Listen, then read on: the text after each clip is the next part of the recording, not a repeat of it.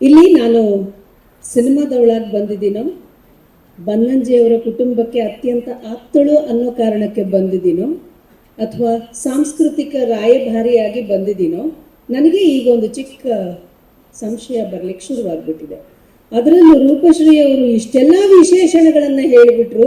ಆ ವಿಶೇಷಣಗಳನ್ನು ಬಹುಶಃ ನಾನು ಮೊದಲನೇ ಬಾರಿಗೆ ಕೇಳ್ತಾ ಇದ್ದೀನಿ. ಇಷ್ಟೆಲ್ಲ ವಿಶೇಷಣ ಇದೆಯಾ, ಪರವಾಗಿಲ್ಲಪ್ಪ ಅಂತ ಹೇಳಿ. ಯಾವುದೇ ಸಭೆ ಸಮಾರಂಭಗಳಿಗೆ ದಾಸೋಹಕ್ಕೆ ಹೋದರೆ, ಹೆಚ್ಚಾಗಿ ಮದುವೆ ಮನೆಗಳಲ್ಲಿ, ಮುಂಜಿ ಇಂಥ ಕಡೆಗಳಿಗೆಲ್ಲ ಹೋದರೆ ಮೊದಲ ಪಂಕ್ತಿಗೆ ಗಟ್ಟಿ ಮೊಸರು ಗಟ್ಟಿ ಮೊಸರು ಗಟ್ಟಿ ಮೊಸರು ಅಂತ ಬರುತ್ತೆ.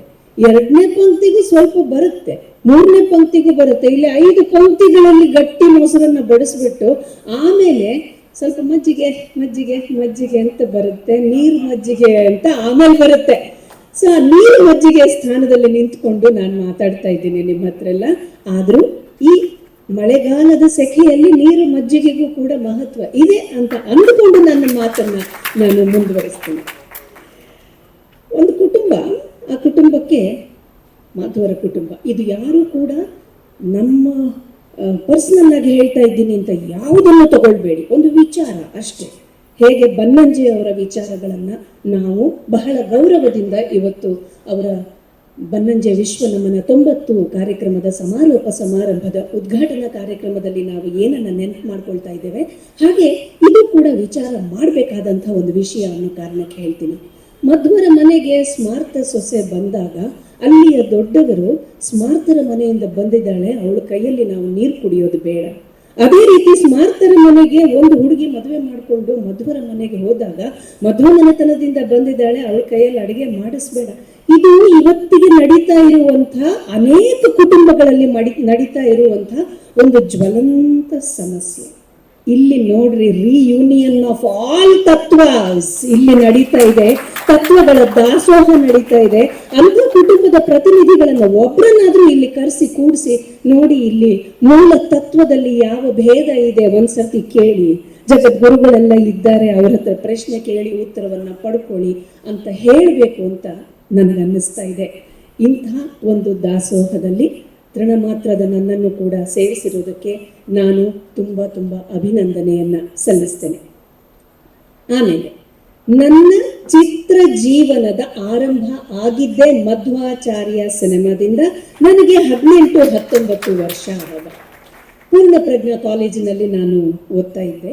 ಜಿ ವಿ ಅಯ್ಯರ್ ಅವರು ಈ ಸಿನಿಮಾ ಮಾಡಬೇಕು, ಅದಕ್ಕೆ ಬನ್ನಂಜೆ ಗೋವಿಂದಾಚಾರ್ಯರು ತಮ್ಮ ಬರಹವನ್ನ ನೀಡಿದ್ದಾರೆ ಅಂತ ನಮಗೆ ಕಾಲೇಜಿಗೆ ಹೇಳಿ ಕಳಿಸಿದ್ರು. ನಮ್ಮ ಸ್ನೇಹಿತೆ ವೀಣಾ ಬನ್ನಂಜಿ ಅವರು ನನ್ನನ್ನು ವಿನಯ ಇವತ್ತು ಮನೆಗೆ ಬಾರೆ ಅಂತ ಕರೆದ್ಲು.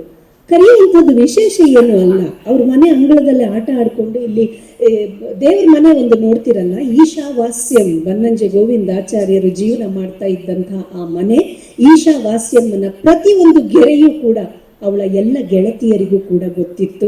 ಅಲ್ಲೆಲ್ಲ ನಾವು ಆಟ ಆಡಿದೀವಿ, ಅಲ್ಲೆಲ್ಲ ನಾವು ಓಡಾಡಿದೀವಿ. ಒಂದು ವಿಷಯ ಬಿಟ್ಟು ಮತ್ತೆಲ್ಲ ಗೊತ್ತಿತ್ತು ನಮ್ಗೆ. ಯಾವ ವಿಷಯ ಗೊತ್ತಿರ್ಲಿಲ್ಲ ಅಂತಂದ್ರೆ ಬನ್ನಂಜೆ ಗೋವಿಂದಾಚಾರ್ಯರ ಪಾಂಡಿತ್ಯದ ಮಟ್ಟ, ಅದು ಒಂದು ಗೊತ್ತಿರ್ಲಿಲ್ಲ ನಮ್ಗೆ. ಅವ್ರು ನಮ್ಮನ್ನು ಒಂದ್ಸರ್ತಿ ಹೀಗೆ ನೋಡ್ತಿದ್ರು ಕನ್ನಡಕದ ಕಣ್ಣಿನಿಂದ. ಆಗ ಏನಾದ್ರೂ ತಪ್ಪು ಮಾಡ್ಬಿಟ್ವೇನೋ ಅನ್ನೋ ಭಾವನೆಯಿಂದ ತಲೆ ತಗ್ಗಿಸ್ಕೊಂಡು ಈ ಕಡೆ ಬರ್ತಾ ಇದ್ವಿ. ಆದ್ರೆ ನಾವು ಶಾಲೆಗೆ ಹೋಗುವಾಗದಿಂದ ಅವರ ಪ್ರವಚನಗಳನ್ನ ಕೇಳೋದಕ್ಕೆ ಕೃಷ್ಣ ಮಠದ ಆವರಣಕ್ಕೆ, ಅಂದ್ರೆ ರಥ ಬೀದಿಯ ಆವರಣಕ್ಕೆ ಓಡಿ ಓಡಿ ಹೋಗ್ತಾ ಇದ್ವಿ.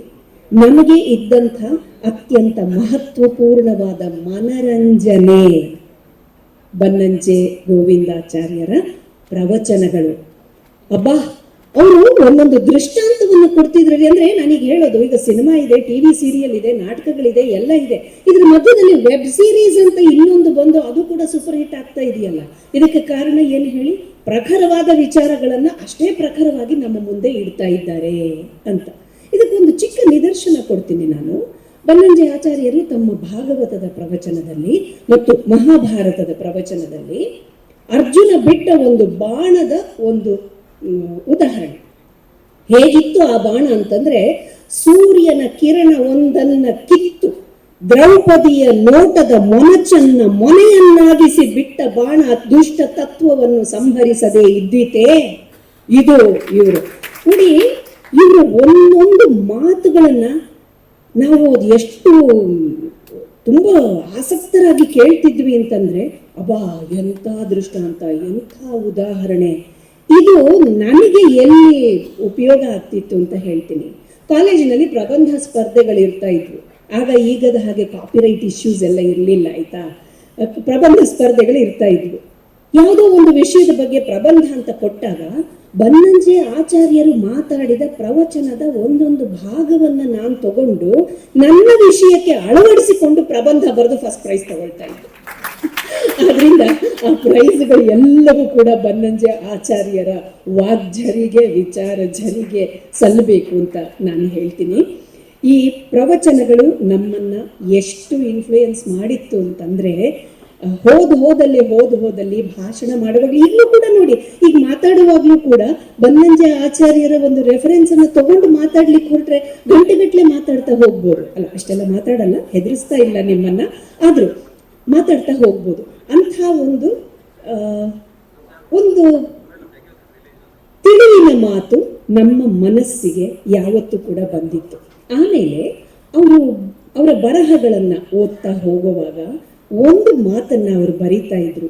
ಕೈ ಬೀಸಿ ಈಸುವವನು ದಡವನ್ನ ಸೇರಬಲ್ಲ, ಆದರೆ ಮುತ್ತು ರತ್ನ ಸಿಗಬೇಕಾದರೆ ಆಳಕ್ಕೆ ಇಳಿಯಬೇಕು ಅಂತ. ಅಂಥ ಒಂದು ಮಾರ್ಗದರ್ಶನದ ನುಡಿ ಪೂರ್ಣಪ್ರಜ್ಞಾ ಕಾಲೇಜು ಉಡುಪಿಯಲ್ಲಿ ಓದ್ತಾ ಇದ್ದಂಥ ಅನೇಕ ವಿದ್ಯಾರ್ಥಿಗಳನ್ನ ಬಹಳವಾಗಿ ಪ್ರಭಾವಿತರನ್ನಾಗಿ ಮಾಡಿದೆ. ಸುಮ್ಮನೆ ಕೈ ಬೀಸ್ಕೊಂಡು ಈಸ್ತಾ ಹೋಗೋದಲ್ಲ, ಏನಿದೆ ಅಂತ ಹುಡುಕೋಣ ಅಂತ ಈಗ ವಿದ್ವಜ್ಜನರು ಮಾತಾಡುವಾಗ ಅವರ ಮಾತಿನ ಸಾರದಲ್ಲೂ ಕೂಡ ಅದೇ ಮಾತು ಬಂದು ಹೋಯಿತು.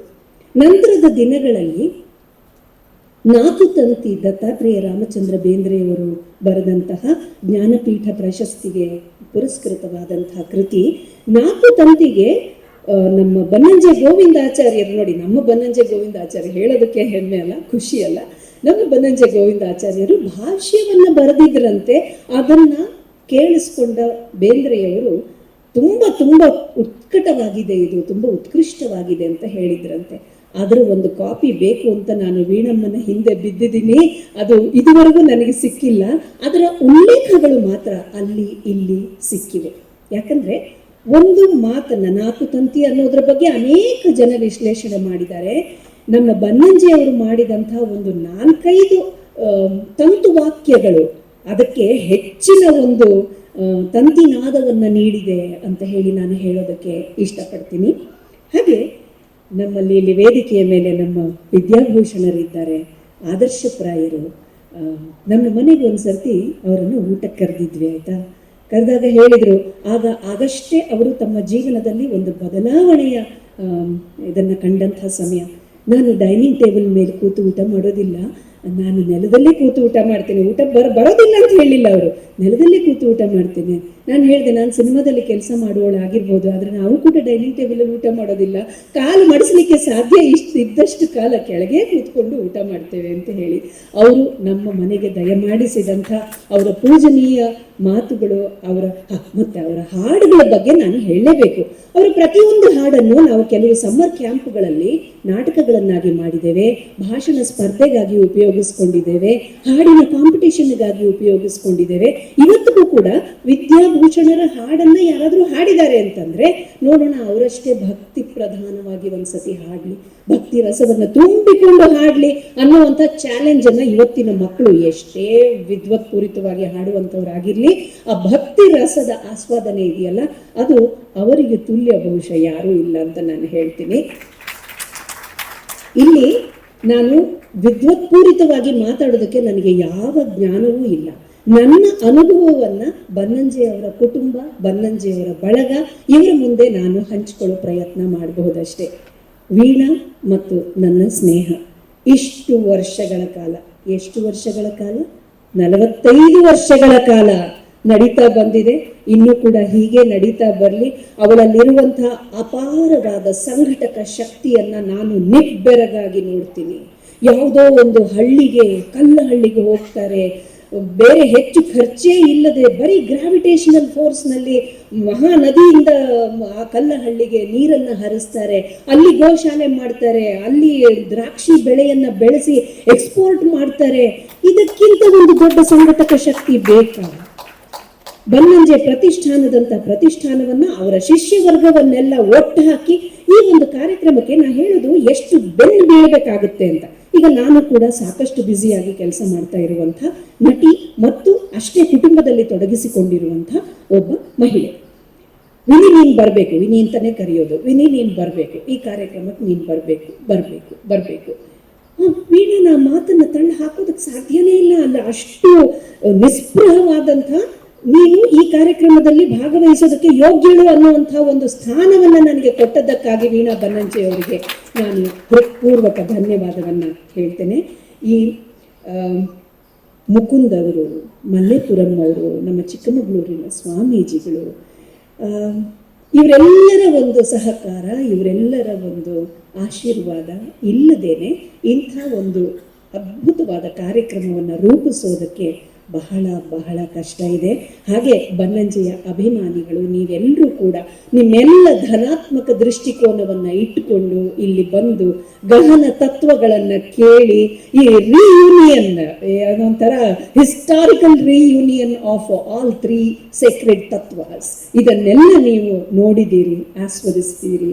ನನಗೂ ಕೂಡ ಇದನ್ನು ನೋಡುವಂಥ ಅವಕಾಶ ಒದಗಿ ಬಂದಿದೆ. ಈ ಮಧ್ವಾಚಾರ್ಯ ಚಲನಚಿತ್ರದ ಬಗ್ಗೆ ನಾನು ಆಗಲೇ ಹೇಳ್ತಾ ಇದ್ದೆ. ಅಲ್ಲಿ ಒಂದು ಮಾತು ಹೇಳ್ತೀನಿ. ಅಲ್ಲಿ ನಾನಾಗ ಪೂರ್ಣಪ್ರಜ್ಞಾ ಕಾಲೇಜಿನಲ್ಲಿ ಹವ್ಯಾಸಿ ರಂಗಭೂಮಿಯ ನಟಿಯಾಗಿ ನಾನು ನಟಿಸ್ತಾ ಇದ್ದೆ. ಹಾಗೆ ಆ ಶುಭಾಷಣಗಳಲ್ಲಿ ನಾನು ಸ್ಪರ್ಧೆಗಳಲ್ಲಿ ಭಾಗವಹಿಸ್ತಾ ಇದ್ದೆ. ಆ ಸಮಯದಲ್ಲಿ ರಾಣಿಯರಾಗಿ ರಾಜ ಮಧ್ವರ ಆಸ್ಥಾನಕ್ಕೆ ಮಧ್ವಾಚಾರ್ಯರು ರಾಜರ ಆಸ್ಥಾನಕ್ಕೆ ಬರ್ತಾರೆ. ಆಗ 3 ಜನ ರಾಣಿಯರು ಅವರನ್ನ ಸ್ವಾಗತಿಸಬೇಕು ಅಂತ ಹೇಳಿ ಅಂಥ ಒಬ್ಬ ರಾಣಿಯ ಪಾತ್ರವನ್ನ ನಾನು ಮಾಡಿದ್ದೆ. ಅದು ಇವತ್ತಿಗೂ ಕೂಡ ನನಗೆ ಮೊದಲ ಕ್ಯಾಮರಾ ಅಪಿಯರೆನ್ಸ್. ಇವತ್ತಿಗೂ ಕೂಡ ನಾನು ಅದನ್ನ ಎಷ್ಟು ನೆನಪಿಸ್ಕೊಳ್ತೀನಿ ಅಂತಂದ್ರೆ ಅಲ್ಲೇ ಧನಾತ್ಮಕ ತತ್ವ ಒಂದು ನನ್ನ ಒಳಗೆ ಹೊಕ್ಕಿಬಿಡ್ತು. ಆನಂದ ತೀರ್ಥರಿಗೆ ತುಂಬು ಸಂತಸವೆಂಬ ವರವಿತ್ತ ದೈವತವೇ ನಿನಗೆ ನಮನಂ. ಅಬ್ಬಾ, ಎಂಥ ಸಾಲುಗಳು ಬನ್ನಂಜೆ ಅವರು ಬರೆದಿರುವಂಥದ್ದು. ಹಾಗೆ ಒಂದೇ ವಂದ್ಯಂ ಸದಾನಂದಂ ವಾಸುದೇವಂ ನಿರಂತರಂ, ಇಂಥ ಸಾಲುಗಳನ್ನ ಅವ್ರು ನಮಗೆ ಕೊಟ್ಟಿದ್ದಾರೆ. ಹಾಗೆ ಯೋಚನೆ ಮಾಡಬೇಕಾದಂತಹ ಕೆಲವು ವಿಷಯಗಳು ಏನಂದ್ರೆ, ಇರುವಂಥ ಸತ್ಯ ನಮಗೆ ಇಷ್ಟ ಆಗುವುದಿಲ್ಲ, ಸತ್ಯ ಇರುವ ರೀತಿಯಲ್ಲೇ ನಾವು ಅದನ್ನು ಒಪ್ಪಿಕೊಳ್ಳುವುದಿಲ್ಲ, ಇಂಥ ಅನೇಕ ಮಾತುಗಳನ್ನು ಕೊಟ್ಟಿದ್ದಾರೆ. ಇದು ಬನ್ನಂಜೆ ಅವರ ಮಾತುಗಳನ್ನು ನಾನು ಹೇಗೆ ನೆನಪಿಸ್ಕೊಳ್ತೀನೋ ಹಾಗೆ ವೀಣಾ ಅವರ ಉಪನ್ಯಾಸಗಳನ್ನು ಕೂಡ ನಾನು ಬಹಳ ನೆನಪಿಸ್ಕೊಳ್ತೀನಿ. ನನ್ನದೇ ಸ್ನೇಹಿತರು, ಆಕೆ ನನ್ನ ಸ್ನೇಹಿತೆ ಅಂತ ಗೊತ್ತಿಲ್ಲದೆ ಅನೇಕರು ನನಗೆ ಯೂಟ್ಯೂಬ್ ಲಿಂಕ್ಗಳನ್ನು ಕಳಿಸ್ತಾರೆ. ಎಂಥ ಅದ್ಭುತವಾದ ಮಾತಾಡಿದ್ದಾರೆ ನೋಡಿ ಇವರು ಅಂತ. ನಾನು ಮನಸ್ಸಿನಲ್ಲೇ ನಮ್ಮ ವೀಣಾ ಅಂತ ಖುಷಿ ಪಟ್ಕೊಂಡು ಇಡೀ ಪ್ರವಚನವನ್ನ ಕೇಳಿಸ್ಕೊಳ್ತೀನಿ. ಅದರಲ್ಲಿ ಅದ್ಭುತವಾದ ಸಾಲುಗಳು ಏನಾದರೂ ಇದ್ರೆ ಇವತ್ತಿಗೂ ಕೂಡ ಅದರ ಅನುರಣನೆಯನ್ನು ನಾನು ಮಾಡ್ಕೊಳ್ತೀನಿ.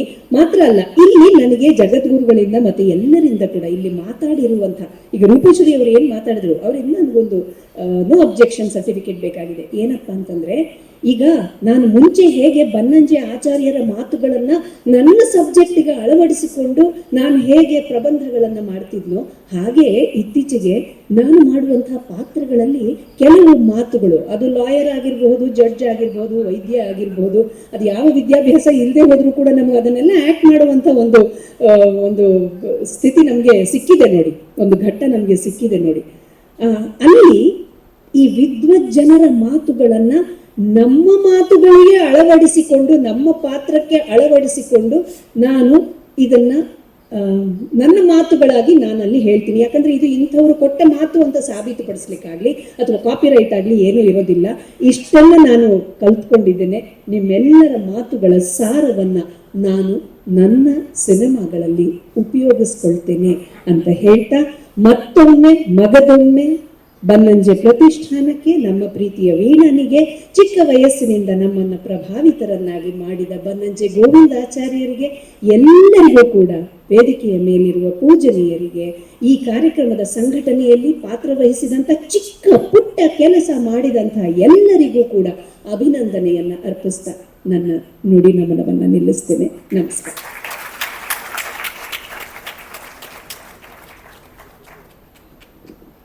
ಇದು ವಿನಯ ಪ್ರಸಾದರ ಶೈಲಿ. ಕಚ್ಚಿದರೆ ಕಬ್ಬು, ಹಿಂಡಿದರೆ ಜೇನು.